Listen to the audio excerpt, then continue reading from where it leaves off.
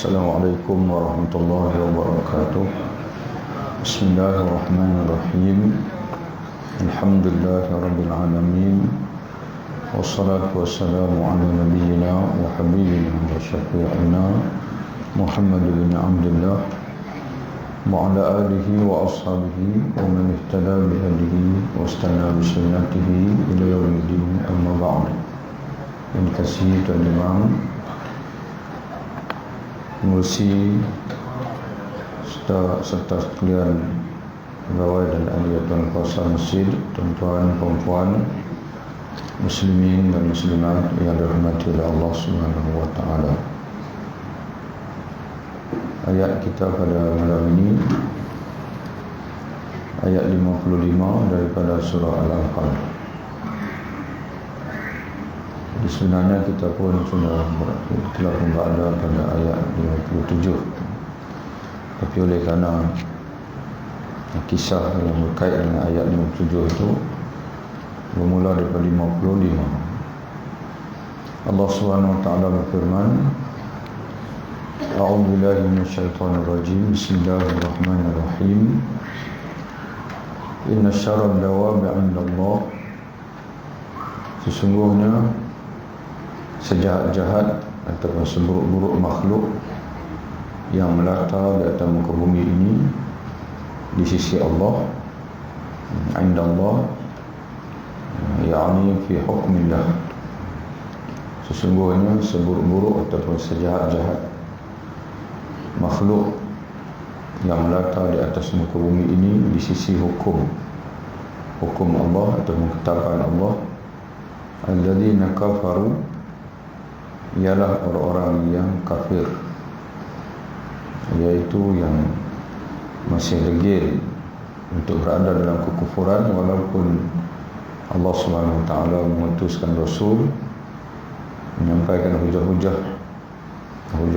agama kepada mereka. Qaum la yu'minun, di mana mereka kekal tidak mau atau enggan beriman kepada Allah Subhanahu wa taala. Alladzina ahadta minhum, yaitu orang-orang yang engkau telah mengikat perjanjian dengan mereka. Summa yanquduna ahdahum, kemudian mereka mencabuli perjanjian mereka dengan kamu. Fi kulli maratin, pada setiap kali mereka mengadakan perjanjian dengan kamu, mereka akan melanggarnya, akan mencabulinya. Wahum la yattaqun, dalam keadaan mereka tidak memelihara diri daripada keaiban mencabuli perjanjian, iaitu khianat pada perjanjian. Ini merupakan sesuatu yang sangat besar, dosa di sisi Allah Subhanahu wa taala. La yattaqun, la yattaqun, ay kata ulama, la yattaqun Allah fi qadrihim, di mana mereka tidak takut kepada Allah dalam pengkhianatan mereka terhadap perjanjian. Jadi kita perhati ke ayat ini, kalau mengikut dalam tafsir Syekh Abdul Rahman As-Sa'di, dia kata seburuk-buruk melata haiwan yang melata di sisi Allah, iaitulah yang mempunyai tiga sifat yang Allah Ta'ala sebut di sini. Bukan semata-mata orang itu kafir, tapi yang keduanya mereka enggan beriman, kufur yang pertama, yang kedua enggan beriman walaupun telah dibentangkan hujah-hujah, dan yang ketiganya ialah mengkhianati perjanjian. Itu makna orang kafir adalah dia tidak beriman dengan Allah, ditambahkan pula dan dia mengkhianati perjanjian. Maka itulah orang yang paling jahat ataupun yang paling buruk di sisi Allah Subhanahu wa taala di kalangan hamba-hamba Allah yang hidup di atas muka dunia, yang melata di atas muka dunia ini. Jadi orang sebegitu, kata Allah, tak boleh kamu beri muka kepada mereka, karena kalau kamu beri muka kepada mereka akan menimbulkan kebinasaan kepada umat Islam, kerana sifat mereka adalah khianat. Tapi dalam ayat-ayat lain kita perhati, kalau sekadar orang itu kafir dan dia tidak mengganggu orang Islam, apatah lagi dia ada perjanjian dengan orang Islam, itu tak boleh kamu perangi mereka. Maka Allah Ta'ala menyebutkan ayat berikutnya, fa imma tathqafannahum fil harbi, oleh itu, oleh kerana mereka kufur, enggan beriman, ditambah pula dengan mereka berulang kali mengkhianati perjanjian, mencabuli perjanjian dengan kamu. Oleh itu, jika engkau menemui mereka dalam peperangan, fil harb, fasyarrid bihim man khalfahum, maka hancurkanlah mereka, supaya ataupun sehingga menjadi pengajaran man khalfahum kepada orang yang selepas mereka. Maknanya la'allahum yadhakkarun, mudah-mudahan orang-orang selepas mereka akan mengambil ingat, iaitu akibat bagi orang yang melanggari perjanjian. Bahasanya kami seolah-olah Allah Ta'ala nak menyebutkan bahawa selagi kamu patuh ataupun menjaga perjanjian, kami tidak akan menyerang kamu, kami akan menghormati perjanjian. Tapi jika sekiranya kamu telah mencabuli perjanjian, kamu akan menerima nasib yang sama sebagaimana yang sebelumnya. Jadi sebab itu, selepas ini pun kita akan perhatikan Allah Subhanahu Wa Taala mengajar kita ni supaya dalam setiap apa yang kita lakukan atas nama agama mesti dengan serius. Waktu ibadat sungguh-sungguh, waktu perang sungguh-sungguh, waktu bila buat perjanjian atau dengan musuh, berjanji sungguh-sungguh. Jangan menjadi orang yang khianat. Wa imma takhafanna min qaumin khiyanatan, dan jika engkau mengetahui, kalau tadi kita perhati sebenarnya musuh yang telah pun jelas terang mencabuli perjanjian, maka hendaklah mereka itu boleh kamu perangi, dan bahkan perangi itu menjadi pengajaran kepada orang yang selepas mereka yang kadang-kadang ada juga hasrat untuk melanggar perjanjian. Jadi apabila mereka melihat bahawa orang Islam ni kalau berjanji kena sungguh-sungguh dengan mereka, tak boleh main-main, kerana mereka ini ikut sungguh apa yang Tuhan mereka sebut. Dan dalam situasi kedua, mungkin di sana mereka belum terang-terangan, ada kalangan orang-orang musyrikin, orang kafir, orang bukan Islam yang mengadakan perjanjian, baru nampak bayang-bayang nak mengkhianati, tapi belum jelas pengkhianatan, pencabulan. Maka kata Allah, wa imma takhafanna min qaumin khiyanatan, dan jika engkau mengetahui, di sini takhafanna mengetahui, tapi kalau tengok dalam bahasa Arabnya takhafanna, khawatir. Fa wa imma takhafanna min qaumin khiyanatan, dan jika kamu khawatir daripada satu kaum, yakni kaum mimma ahaduka, kaumin ahaduka, kaum yang mengadakan perjanjian dengan kamu, jika kamu khawatir dari mereka pengkhianatan, ada dipanggil, ada tanda-tanda, tapi belum jelas, maka belum khianat tapi ada tanda-tanda, maka timbul khawatir mereka akan mengkhianati. Kata Allah, fambiz ilaihim ala sawa, fambiz ilaihim ala sawa, maka campakkanlah perjanjian itu kepada mereka dengan cara terus terang dan adil. Jangan terus kamu serang, akan sebaliknya putuskan perjanjian, itu maksudnya. Fambiz ilaihim, pulangkan perjanjian, batalkan perjanjian, jangan terus serang. Mana sebab orang Islam dia tidak boleh mengkhianati perjanjian. Kata Allah, inna Allah la yuhibbul kha'inin, Karena sesungguhnya Allah tidak suka orang yang khianat. Mereka baru bayang-bayang khianat, tapi kalau kamu serang kepada mereka, mana kamu khianat. Terus terang. Jadi sebab itu innallaha la yuhibbul kha'inin. Sesungguhnya Allah tidak suka kepada orang yang khianat dan mengkhianati perjanjian. Dalam tafsir jalan lain, dia tafsirkan famid ilaihim ala sawa, yakni itrah ahdahum, batalkan perjanjian dengan mereka ala sawa mustawiyan anta wa hum fil ilm, sehingga kedua-dua kamu dengan mereka tahu bahwasanya kita tidak ada lagi perjanjian. Jadi begitu. Jangan dipanggil kita seorang-seorang saja batal, yang mereka tidak tahu, dan mereka masih menganggap bahwasanya masih ada perjanjian. Maka timbul isu macam mana orang Islam mereka boleh serang kita padahal dah ada perjanjian. Di sekarang ni bila kamu asal-asal mereka ni dah dengar-dengar dah cerita bahawa mereka pakat dengan musuh, terus terang dengan mereka bahwasanya kami memutuskan perjanjian. Kita putuskan perjanjian kerana kami mendapat khabar bahwasanya kamu telah mengadakan pakatan dengan musuh Islam.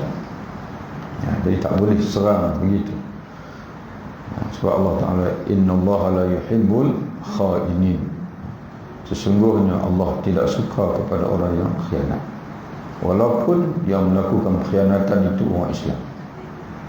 Jadi sebab itu tuan-tuan sekalian, dalam surah dan ayat yang lain Allah Ta'ala sebut la yajrimannakum syana'anu qaumin, janganlah perbalahan kamu dengan satu kaum itu menyebabkan kamu tidak berlaku adil pada mereka.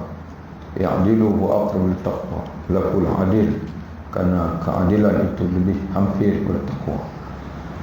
Jadi kita selalunya boleh berfikir untuk berlaku adil kalau orang itu satu geng dengan kita. Tapi kalau dia musuh dengan kita, bagi kita dia tak berhak untuk berlaku adil. Jadi tuan-tuan bersekalian, dalam satu hadis Nabi SAW memberi satu garis panduan kepada kita. Kata Nabi, thalathun munjiat, ada 3 perkara yang menyelamatkan kamu. Dan salah satu daripada yang disebut ketiga itu ialah al-adlu fil ridha wal baqa, berlaku adil kepada ketika kamu suka dan juga ketika kamu marah. Mana berlaku adil dengan musuh dan juga berlaku adil dengan kawan sendiri. Berlaku adil dengan kawan itu biasa, sebab kita suka dekat dia, kadang-kadang lebih. Kadang-kadang dia sepatut dapat upah 1,000, kita bagi 1,200 sebab dia kawan. Tapi bila musuh, patut dia dia siap semua 1,000, kita kata ambil 900 ikut. Sebab apa? Sebab kita tak, orang panggil apa, tak akrab, jadi kita anggap boleh buat senang. Tak boleh. Kalau kita nak selamat, kata Nabi, kalau nak selamat hendaklah kamu berlaku adil fil ridha wal ghadab. Redha ni makna hati setuju dengan orang yang hati kita setuju, kita berlaku adil. Wal ghadab, dan juga orang yang hati kita tak setuju, marah pun kena berlaku adil, baru kamu akan selamat. Termasuk dengan orang yang ada krisis dengan kita, musuh, mesti berlaku adil. Dan sendiri itu khasyatillah fis sirr wal alan, takut kepada Allah ketika bersunyian dan juga ketika bersama orang lain. Al-alan, mana terang-terangan bersama orang lain, tetap takut kepada Allah. Ketika seorang-seorang pun tak takut kepada Allah, maka itu selamat. Yang ketiga. Kemudian yang kedua, 3 Nabi sebut salasul munjiat, 3 perkara menyelamatkan. Yang ketiga, al-qasdu fil ghina wal faqr, hidup sederhana, sama ada ketika kaya ataupun ketika miskin. Selalu kita waktu miskin senang nak sederhana sebab duit tak ada. Tapi kalau kaya, duit banyak, payah nak bersederhana. Kita selalu boros pada ketika. Tapi kalau nak selamat, kata Nabi, al-qasdu, bersederhana lah, fil ghina wal faqr, sama ada ketika kamu kaya ataupun ketika kamu miskin. wala yahsabanna alladhina kafaru sabaq, dan janganlah orang-orang kafir itu menyangka bahawa mereka akan terlepas. Sabaqu, sabaqullah ifatuhu, kata ulama tafsir. Jangan mereka menyangka bahawa mereka akan terlepas daripada kekuasaan dan balasan Allah. Innahum la yu'jizun, sesungguhnya mereka tidak akan dapat melemahkan Allah, tidak akan dapat lari daripada kekuasaan Allah. Jadi ini satu panggil bisyarah untuk kita lah, tuan-tuan sekalian juga. Bila kita bersama dengan Allah, yahfazillah yahfazka, dan hadis Nabi sebut, jagalah Allah, Allah akan jaga kamu. Kemudian ihfazillah tajidhu tujahaka, jagalah Allah, niscaya kamu akan mendapati Allah di hadapan kamu. Mana kita faham lah, namanya Allah sentiasa seolah-olah macam Allah, maknanya berada bersama kita, pertolongan Allah. Dia sentiasa akan menolong hamba-hamba dia. In tansurullaha yansurkum yuthabbit aqdamakum, jika kamu menolong Allah, Allah akan menolong kamu, dan dia akan meneguhkan tapak-tapak kaki kamu, mana pendirian kamu, kedudukan kamu. Di sini Allah telah sebut orang kafir, jangan kamu rasa kamu boleh mengatasi Allah, boleh terlepas daripada Allah. Innahum la yu'jizun, mereka sekali-kali tidak akan dapat mengatasi Allah Subhanahu wa taala. Wa'iddu lahum, dalam pada itu, dalam pada Allah Subhanahu wa taala menjanjikan penjagaan dia untuk beriman, orang kafirnya akan ditewas oleh Allah, tapi ikhtiar tetap kena ikhtiar. Maka Allah Ta'ala menyebutkan wa'iddu lahum mastata'tum min quwwah, dan persiapkanlah, wahai sekalian orang beriman, hendaklah kamu sekalian mempersiapkan untuk menghadapi mereka, yakni musuh-musuh kamu. Mastata'tum min quwwatin, apa yang kamu terdaya daripada segenap kekuatan. Dibuat dengan nakirah, min quwwatin, dengan segenap kekuatan. Pada zaman Nabi SAW, Nabi menyebutkan dalam satu hadis, al-quwwatu ar-ramju, kekuatan itu ialah memanah. Sahih Muslim. Pada zaman Nabi latih sungguh-sungguh beberapa aspek, di antaranya ialah memanah, di antaranya adalah menunggang kuda. Dan kuda-kuda Nabi sentiasa latih menjarak perjalanan. Jadi kuda-kuda yang bagus-bagus, yang baik-baik ni sentiasa Nabi simpan, Nabi ambil untuk persiapan di dalam perang. Tapi zaman kita hari ini tak boleh dah kuda. Dia kena jet, dia kena kereta kebal. Jadi sebab itu kena Allah Ta'ala suruh persiap. Dan dalam ayat ini nanti Allah Ta'ala sebut sejauh mana kamu nak mempersiapkan itu. Tak boleh persiap sikit-sikit ala kadar, asal-asal ada saja, asal-asal jadi saja. Wa'iddu lahum mastata'tum min quwwatin, dan persiapkanlah untuk menentang mereka, yang musuh-musuh yang ada kemungkinan akan menceroboh kamu. Persiapkanlah untuk berhadapan dengan mereka, segala jenis kekuatan yang mampu untuk kamu sediakan. Wa min ribatil khair, di antaranya ialah pasukan-pasukan berkuda yang berlengkap sedia, yang bersiap sedia untuk berperang, yang terlatih. Kemudian kata Allah, turhibuna bihi aduwallahi wa aduwakum, persiapan yang dapat menggerunkan, turhibuna bihi, persiapan yang dapat menggerunkan bihi dengannya, dengan persiapan itu, aduwallah, musuh Allah, wa aduwakum, dan juga musuh kamu, mana yang sedia ada, yang kamu tahu, wa akharina, dan juga musuh-musuh yang lain yang mungkin akan datang, min dunihim, selain daripada yang sedia ada sekarang. La ta'lamunahum, kamu la ta'lamunahum, Allah ya'lamuhum, kamu tak tahu tapi Allah tahu. Jadi sampai begitu, yang sampai gerun, musuh gerun, sampai begitu Allah Ta'ala suruh persiapkan sampai boleh menggerunkan musuh. Ini pun musuh tengok boleh gelak, tapi musuh nak gerun macam mana untuk muslim. Sehingga kan pada zaman hari ini, semua kelengkapan perang pun kita terpaksa beli daripada musuh. beli dari Amerika, beli dari Rusia. Tak ada negara Islam yang boleh buat. Dia tahu di mana kelemahan. Dia jual dekat kita komersial, dan dia tahu bila dia perang, bila kita nak perang dengan dia, kita guna senjata dia. Jadi macam mana? Jadi sebab itu tuan-tuan sekalian, ini adalah aspek kelalaian, kelalaian daripada orang Islam yang tidak menguasai teknologi, yang tidak menguasai bidang-bidang kehidupan dunia. Sedangkan pada zaman Nabi SAW sendiri, segala aspek kehidupan itu dikuasai, termasuk ekonomi. Sebab itu diharamkan riba. Termasuk ayat sebegini, Rasulullah mempersiapkan, tuan-tuan perhatikan, latihan dan sebagainya. Rasulullah persiapkan. Tapi pada zaman ini mudah-mudahan ke depan lah, insyaAllah tuan-tuan sekalian, negara Islam ini dia akan bersatu. Dan memang sangat-sangat memerlukan orang Islam ni, dia mempunyai pasukan tentera bersekutu sama-sama orang Islam.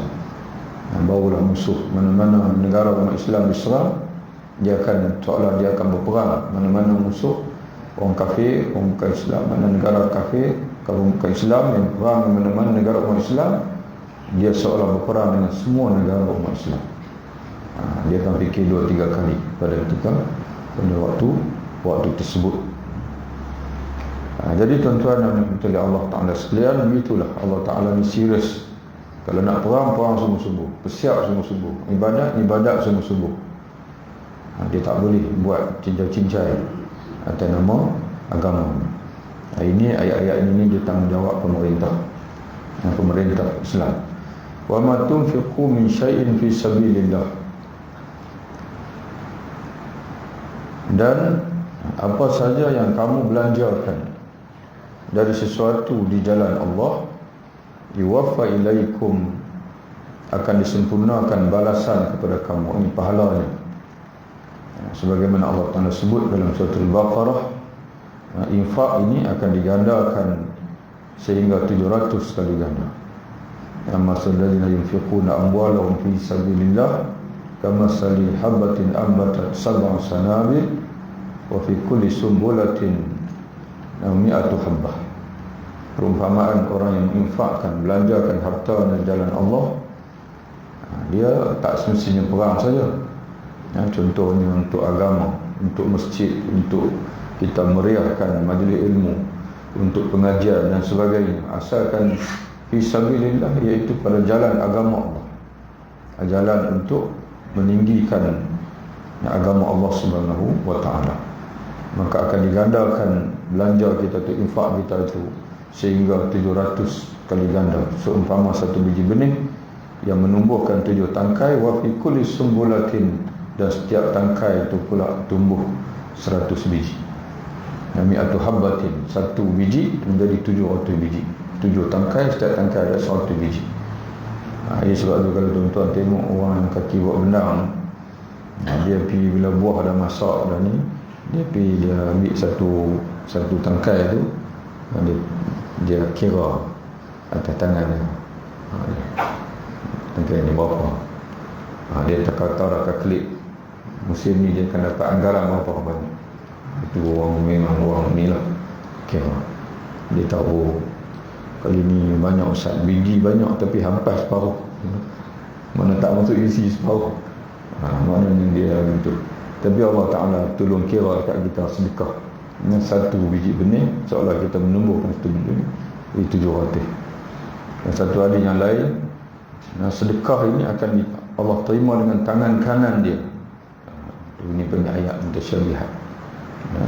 Dengan tangan kanan ni mana macam kita lah tuan-tuan berselian, bila kita terima, orang bagi kat kita tu terima dengan tangan kanan, maknanya dengan redha, dengan penuh kesudian. Lalu Allah akan mentarbiah, menternak sedekah itu sehingga menjadi sebesar bukit Uhud.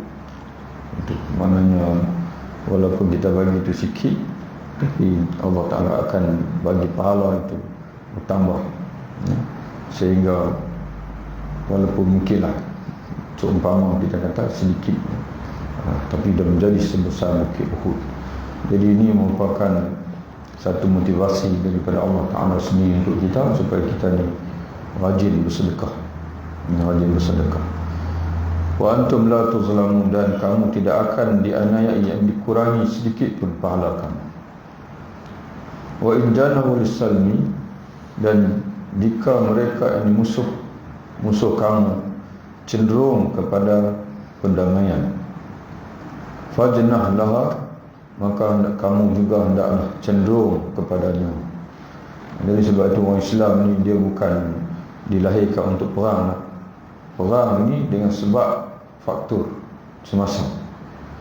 Jadi sebab itu kata ulama, jika orang musyrikin tidak angkat senjata, nescaya Nabi akan berpada dengan dakwah saja, basyiran wa nadhiran.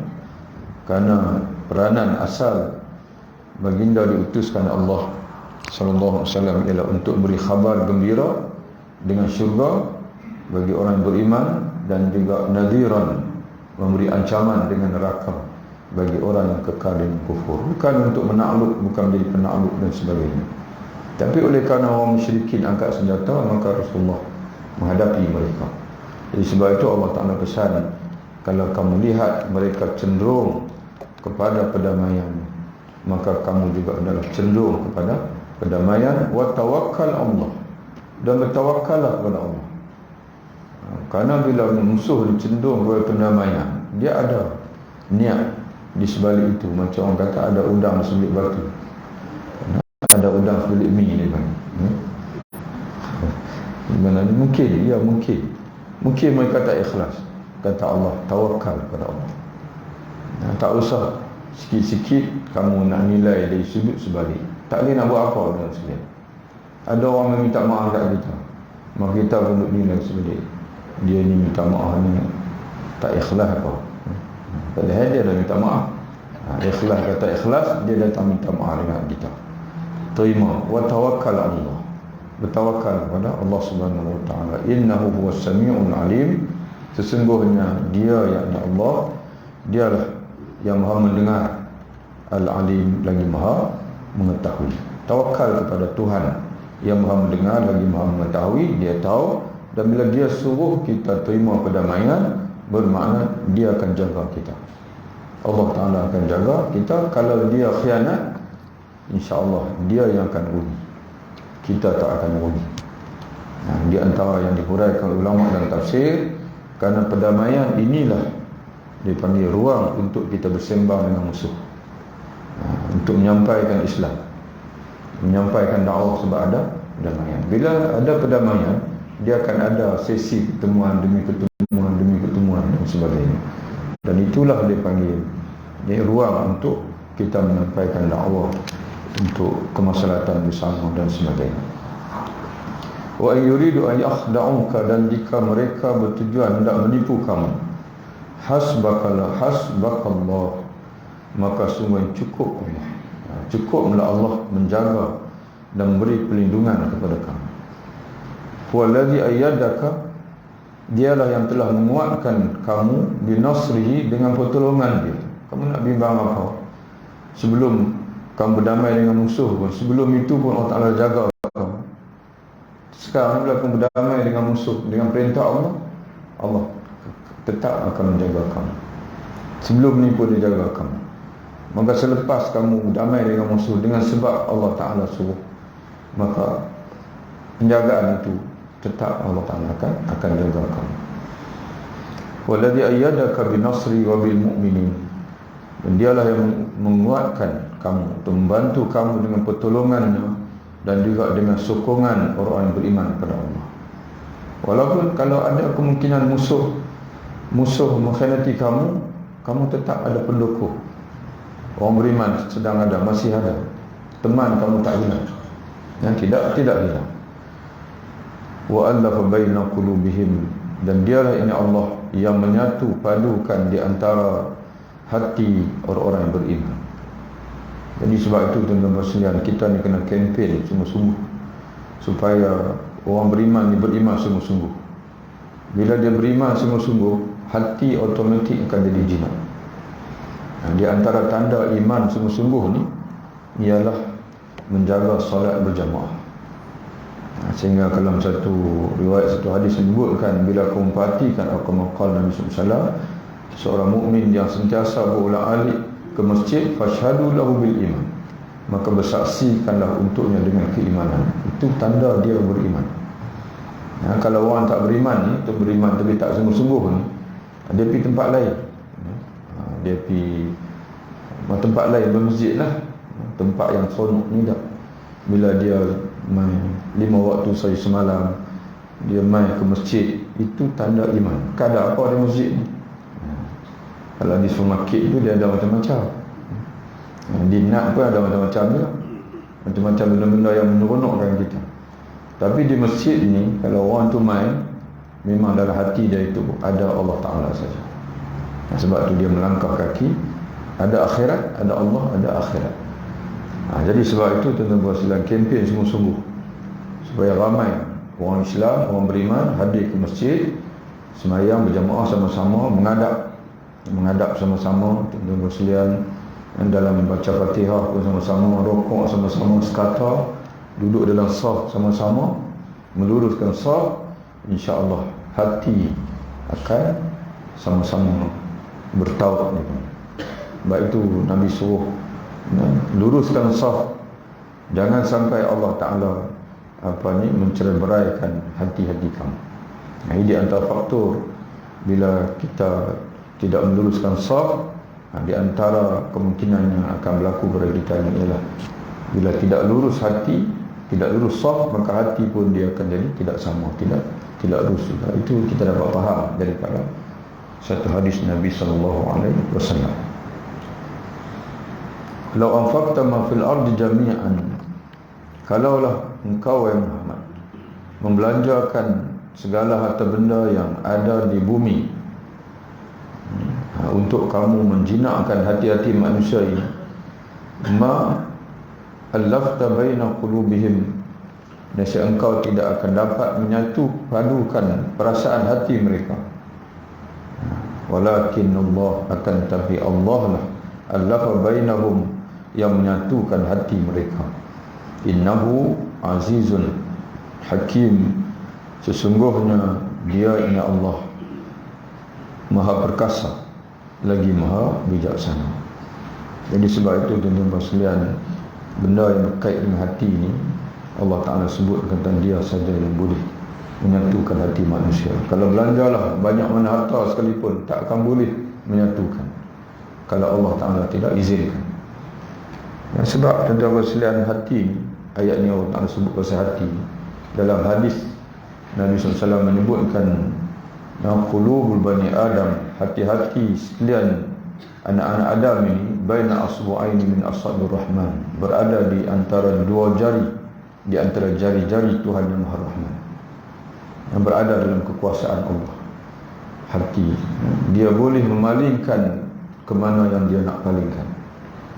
Jadi sebab itu tuan-tuan sekalian, Nabi sebut hadis ini bila sahabat bertanya radhiyallahu anhum, kenapa ya Rasulullah, kami mendengar kamu selalu baca doa, ya musarrifal qulub, ya muqallibal qulub, nasabbit qalbi ala dinika wa ta'atik, atau musarrif qalbi ila ta'atik. Wahai Tuhan yang berkuasa mengubah hati-hati manusia, teguhkanlah hati kami dalam agama dan ketaatan kepada kami. Ataupun dalam lafaz lain, ya musarrifal qulub, wahai Tuhan yang berkuasa untuk mengubah dan memalingkan hati-hati manusia. Sarrif, kalau engkau nak ubah hati kami ya Allah, ubah kepada kebaikan, ubah kepada agama kami, kepada ketaatan kepada kamu. Jangan kau palingkan daripada ketaatan kepada kebatilan. Rabbana la tuzigh qulubana ba'da idh hadaitana, wahai Tuhan kami, janganlah engkau malingkan hati-hati kami ba'da idh hadaitana, setelah engkau berhidayah kepada kami. Itu dalam surah Al-Muslim, awal surah Ali Imran. Doa tu awal surah Ali Imran. Jadi itu berasal pertanyaan, kenapa ya Rasulullah engkau pun rajin baca, suka baca, adakah engkau juga bimbang Allah akan palingkan hati-hati kamu, hati-hati? Sebagian ulama mengatakan yang Nabi bimbang tu adalah umat. Jadi bila dia baca doa ni, maka umat pun akan baca lah. Kerana umat yang taat ini dia sensitif dengan amalan Rasulullah. Dia tengok Rasulullah baca, oh Rasulullah rajin baca, maka kita pun kena rajin baca juga. Jadi adakah engkau takutnya Rasulullah akan berubah hati? Nabi kata ya. Kerana hati sekalian anak Adam ini berada dalam kuasa Allah. Allah boleh ubah ke mana yang dia nak. Jadi sebab itu di sini pun sama tuan-tuan puan. Kita berdoa sungguh-sungguh kepada Allah Subhanahu Wa Taala supaya Allah satukan hati-hati sekalian orang beriman ini. Yang sama ada dalam negara kita, dalam masyarakat kita, dan juga dalam dunia, supaya orang Islam ini saling berkasih sayang di antara satu sama lain. Ya ayuhan Nabi, wahai Nabi, hasbukallah, cukuplah Allah. Cukuplah Allah bagi kamu, sebagai penolong bagi kamu. Wa manittaba'aka minal mu'minin, dan juga sebagai penolong bagi orang-orang yang mengikuti kamu dari kalangan orang beriman. Jadi Allah. Ini sebab itu di antara zikir hasbunallah wa ni'mal wakil, Nabi sebut dalam hadis. Itulah zikir, itulah ucapan Nabi Ibrahim AS ketika dia dihumbankan ke dalam api. Dia ucapkan hasbunallah wa ni'mal wakil, hasbiyallahu wa ni'mal wakil. Cukuplah Allah bagiku, dan dialah sebaik-baik yang orang ataupun zat yang diserahkan urusan untuk dia. Wakil ni maknanya bila orang kita tak boleh pergi, kita wakil kat orang. Maknanya kita suruh dia tu orang kata apa, buat bagi pihak kita. Tiba-tiba wakil kita tu dia ada 2-3 kemungkinan. Yang pertama, dia buat sungguh-sungguh macam mana kita suruh. Itu satu. Dia boleh buat sungguh-sungguh sebagaimana yang kita suruh. Yang kedua, dia tak boleh buat sebagaimana yang kita suruh. Sebab apa? Bukan dia tak membuat, tapi tak mampu nak buat. Sebab manusia ni dia banyak kelemahan. Yang ketiga, kita suruh lain, dia buat lain. Kita suruh lain, dia buat lain. Kita suruh dia terima akad nikah bagi pihak kita, dia terima untuk dia. Boleh jadi juga. Contoh, kita suruh, kita kata dekat dia, saya tak boleh hadir, tolonglah terima akad bagi pihak saya, kahwin.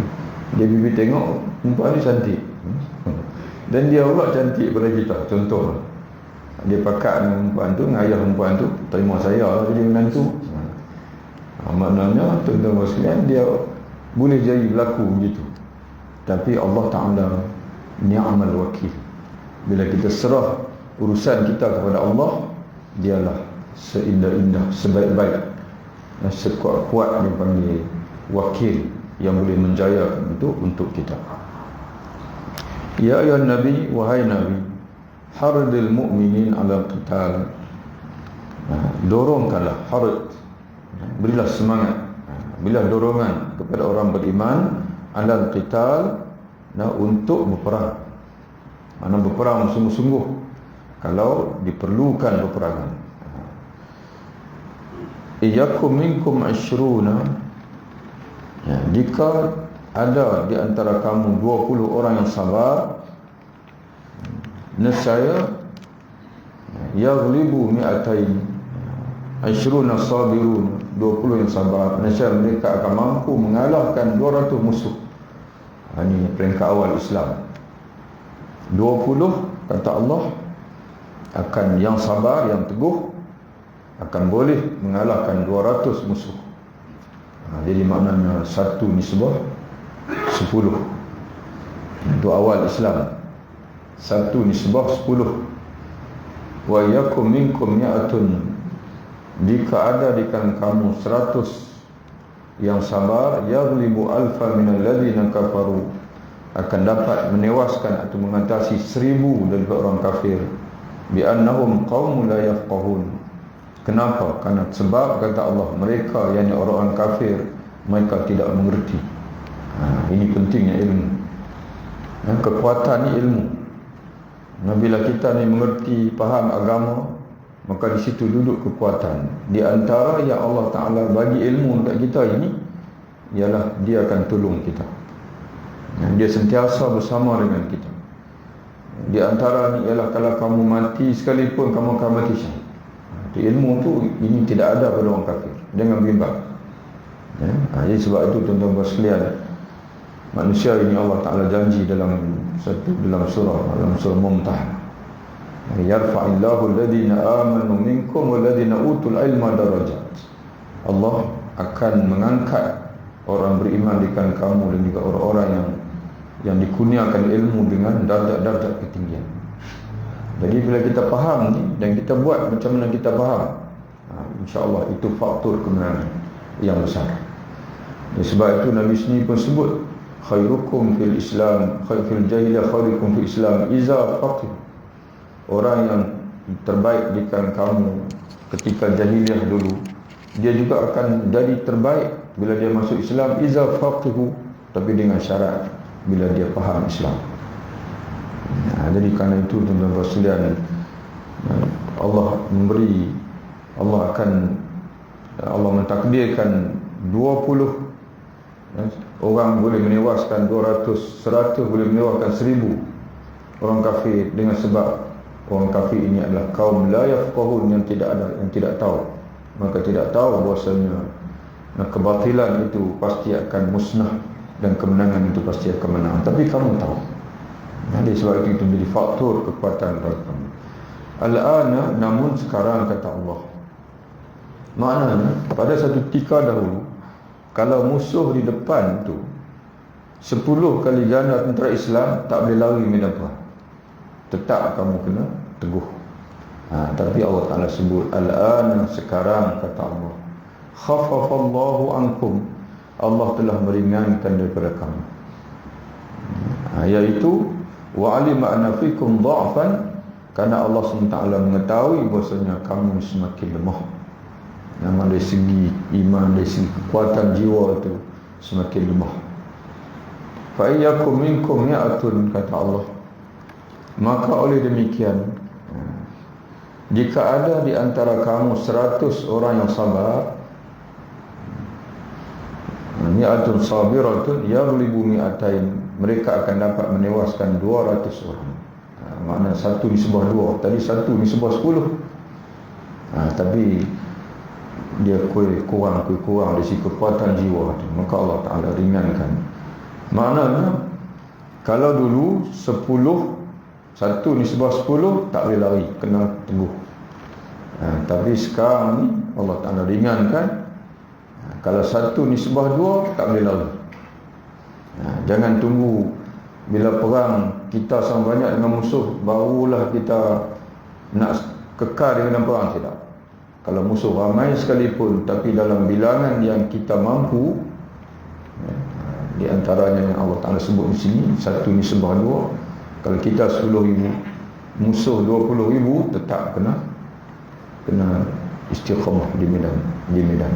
Tak boleh lari, tak boleh bagi alasan musuh banyak, kerana dia baru satu di sebelah 2. Tapi kalau lebih daripada itu, ada alasan. Itu pun kata ulama, perlu dirujuk, kerana di antara perkara yang disuruh ialah kita patuh kepada pemimpin, panglima.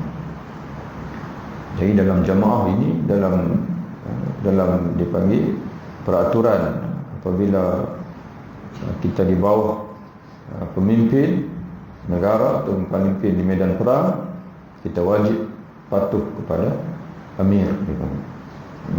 Panglima yang dilantik, jangan melihat siapa amir itu, walaupun dia hamba takdir, kata hamba Habsyah, hamba Habsyi, oleh kerana dia telah ta'ammar alaikum, dia telah menjadi pemimpin kepada kamu, maka sam'an wa ta'atan, mesti kamu dengar, kamu patuh pada arahan dia.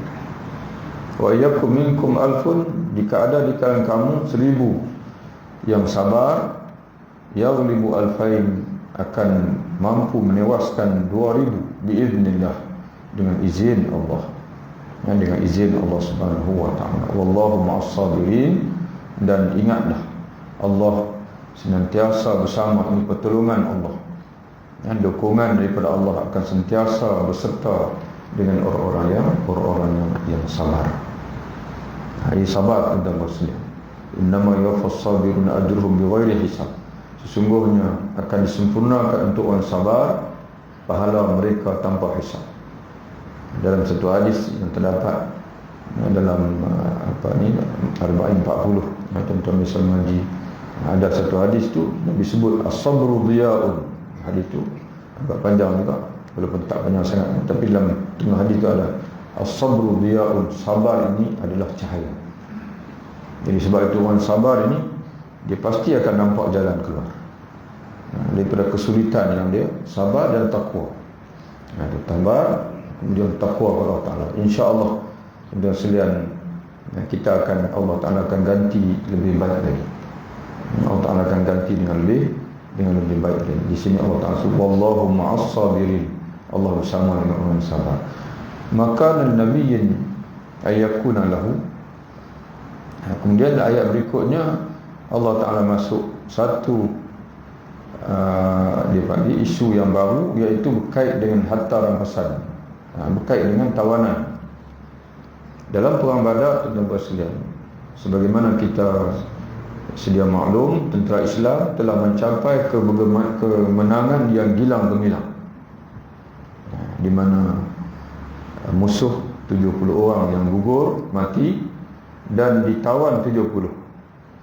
Dalam ayat ini dan juga dua ayat, dalam ayat ini dan ayat berikutnya Allah Ta'ala cerita tentang tawanan perang Badar.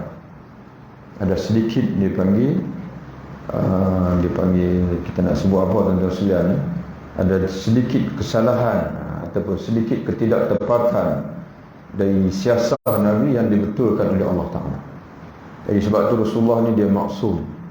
Kalau berlaku tidak berlaku dosa, kadang-kadang silap strategi dan sebagainya, Allah Ta'ala akan turunkan wahyu membetulkan.